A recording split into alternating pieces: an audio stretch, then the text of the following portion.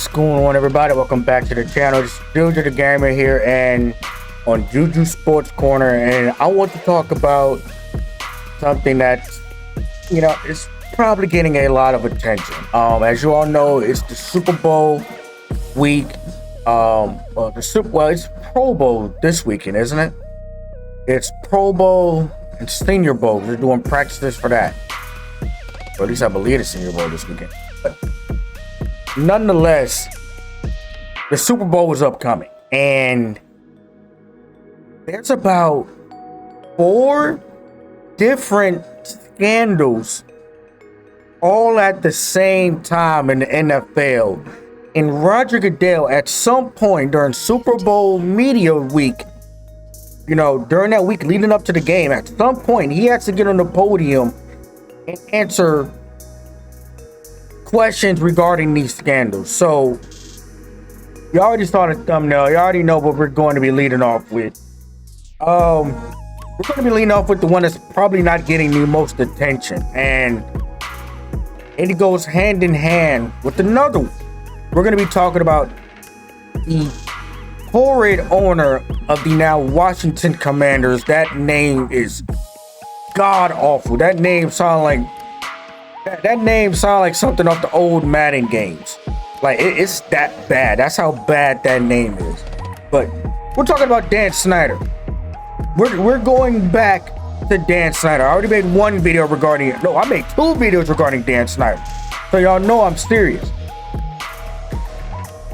You know, in the shadow of one of the other scandals, or potentially another scandal, well,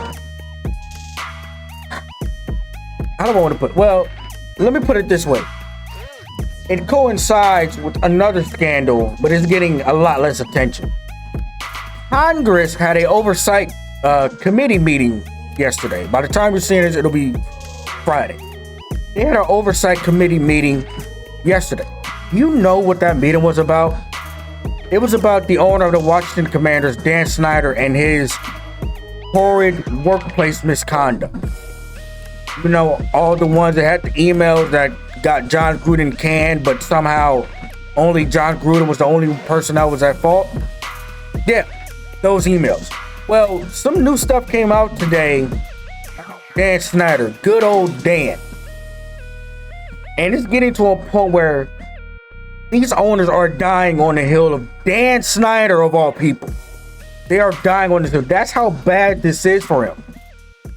So, in the committee hearings, not only did it get revealed that Dan Snyder had the Washington football team, or the Washington Commanders video team, the video editing people, edit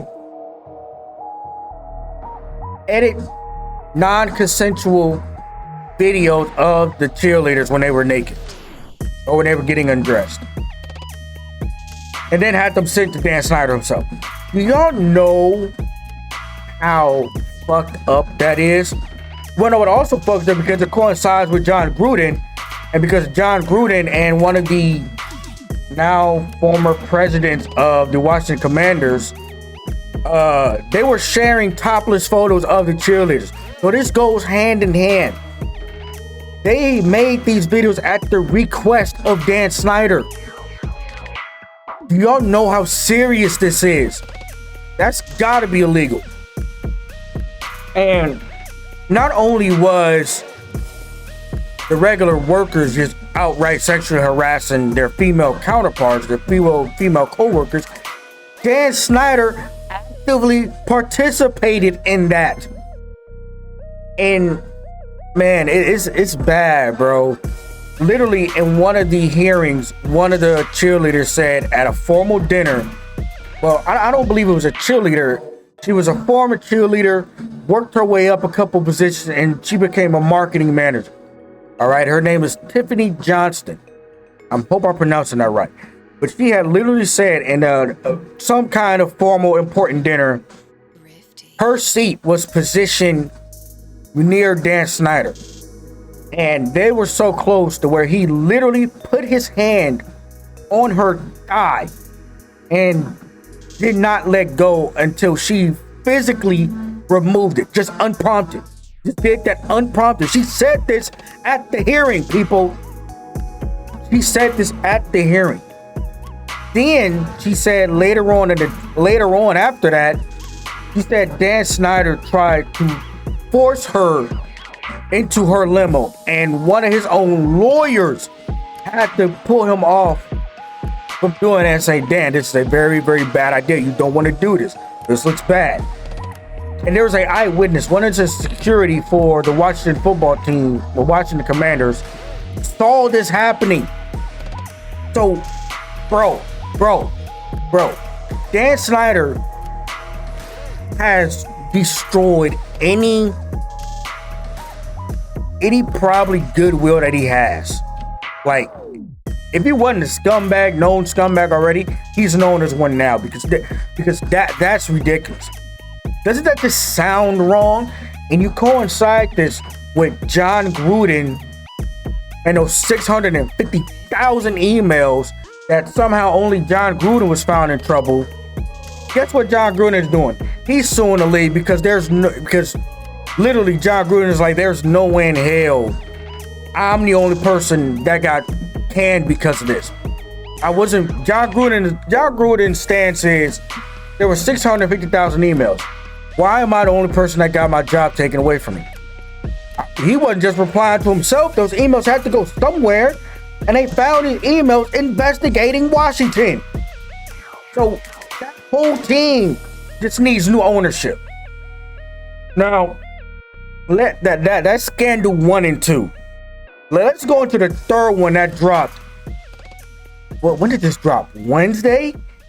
Yeah, Wednesday. Brother Brian Flores, former Miami Dolphin coach, basically came out and said the NFL hiring process is some BS, and they're sending these minority candidate coaches to these sham interviews where the candidates themselves know they have no chance. They're actually getting taken seriously for these jobs, and these jobs are getting passed around to the good old boy network. And I mean, like it's bad, bro. Like, the hoodie himself, Bill Belichick, thought he was texting Brian Dable, congratulated him on getting the Giants job days before interviewing Brian Flores. John Elway showed up hungover hours late for an interview with Brian Flores. I mean, it's a very, very bad look. And I don't know what the NFL is trying to sell us on this, like how they can just skirt past this, because there's only one black coach in the league, and his name is Mike Tomlin. And don't get it twisted, they tried to get rid of Mike Tomlin this year. This year alone, they tried to ask him about going back down to college. Mike Tomlin, a two-time, does he have 2 rings? Hold on a second. Well, Mike Tomlin, a Super Bowl winning head coach. Media asked him how would he feel about taking a job at USC. Mike Tomlin, a Super Bowl winning head coach who has not had a losing record in 15 years as a Steelers head coach. And they asked him, was he, interested in going to USC? You know what preceded that? All because of Big Ben Roethlisberger, who decided to play 3 years past his prime. The Steelers were a good team. If they had any other quarterback, they probably would have gotten past the Steelers because their defense showed up that game in the playoffs. Just Big Ben was literally taken out the pasture and shot. He was cooked. He was washed. This entire year, everybody saw it. Big Ben was not good this year. He could barely throw 30 yards. He was throwing ducks the entire year. If the Steelers had any quarterback, they probably would beat the Chiefs in the playoffs. So the fact that they even asked Mike Tomlin, who's a Super Bowl winning head coach, that should have sounded the alarm. You know what's real? And there's documents, there's flow. If you search Brian Flores Lawson on Twitter, there's different pages of it floating around. And these are the three main takeaways I have from that, from the lawsuit itself. Eric Bienemy, the Kansas City Chiefs offensive coordinator, somehow can't find a job even though he's won a ring. Engineering, probably along with Andy Reid, some of the probably most explosive offense we've ever seen in the NFL. Can't get a head coaching job. But you have the Rams offensive coordinator getting the Vikings head coaching job. Now, it's a known fact that Sean McVay calls all his plays. So what exactly does the Rams offensive coordinator do?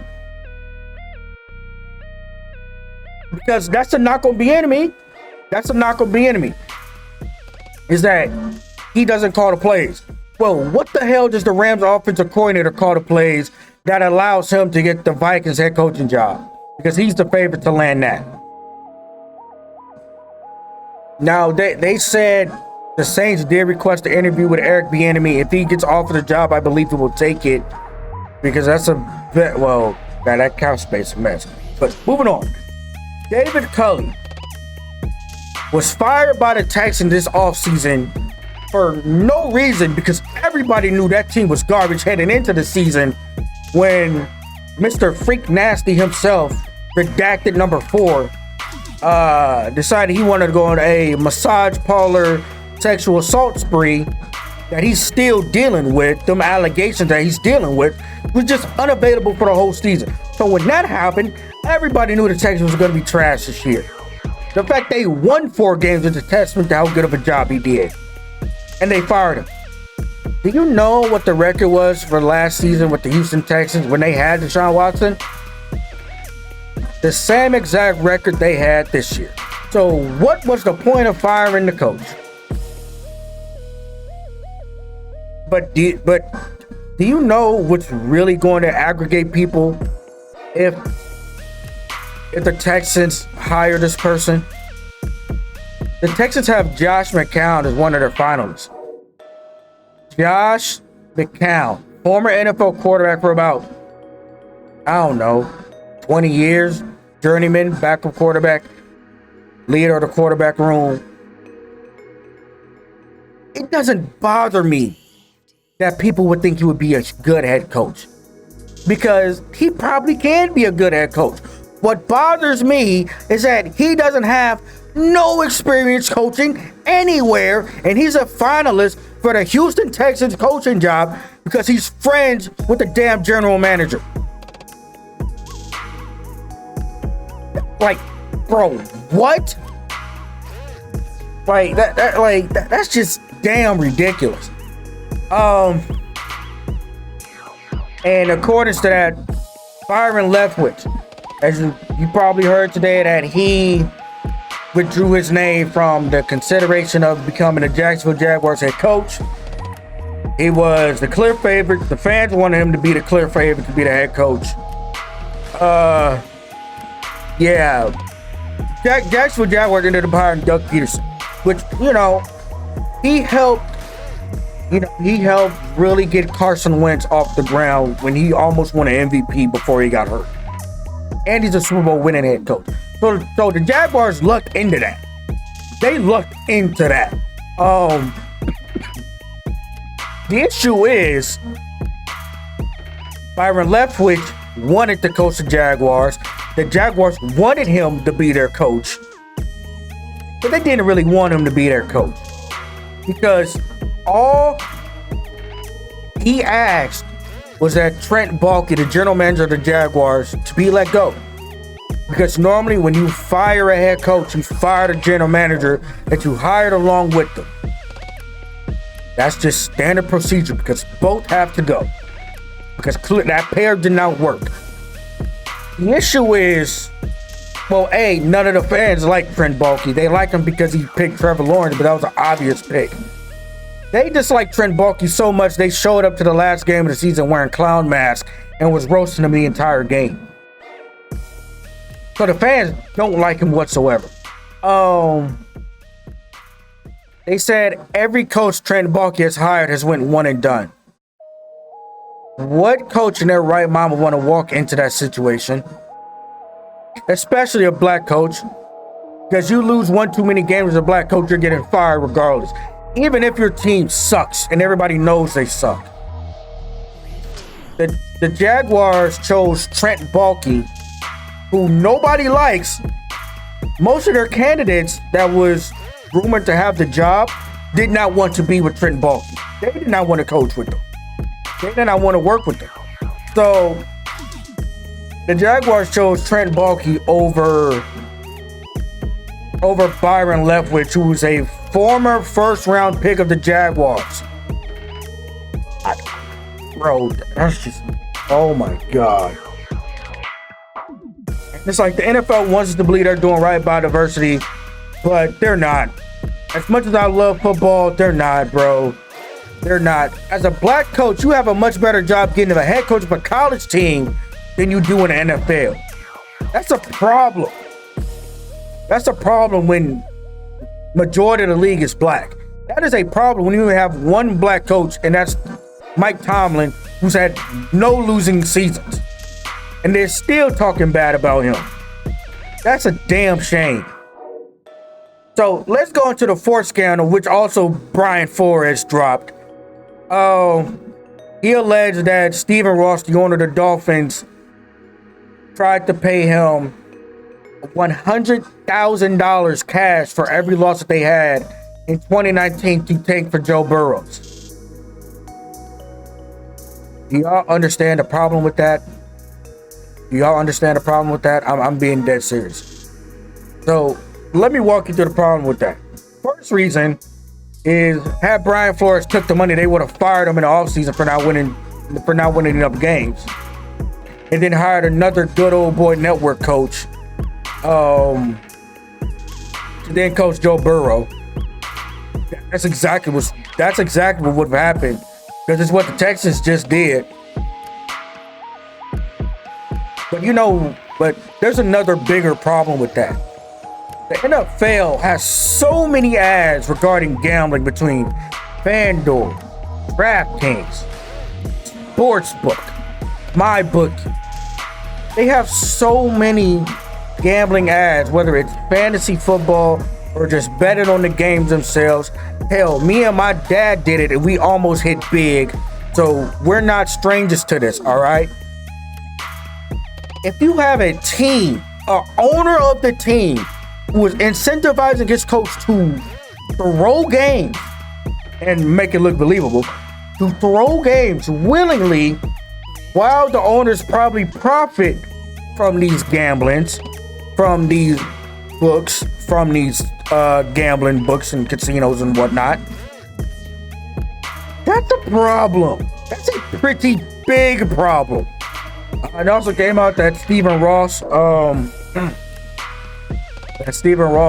does at least have some shareholders, some ownership in some gambling endeavors. That is a huge problem if an owner of a team that has ties to gambling endeavors and gambling of that sort is telling his coach that he hired to throw games and is paying him bonus money to throw games, to actively tank. That is such a huge problem regarding competitive balance, and that actually might be illegal. Like, isn't that fraud of some sort? So the NFL has, like I said, 4 different scandals all at the same time, all before the Super Bowl. So Roger Goodell has to get up at a podium some point during Super Bowl week and answer these questions, because this is not going away. None of these are going away, because these are all different lawsuits. Somebody's got to have some answers about what the hell is going on in the NFL, because damn, this is crazy. I'm Ginger Gamer. I'm signing out. Hope you all enjoyed this video. Make sure you leave a like, hit that subscribe button, make sure you hit that bell notification so you're notified every time I upload, and I will see you on the next video. Peace.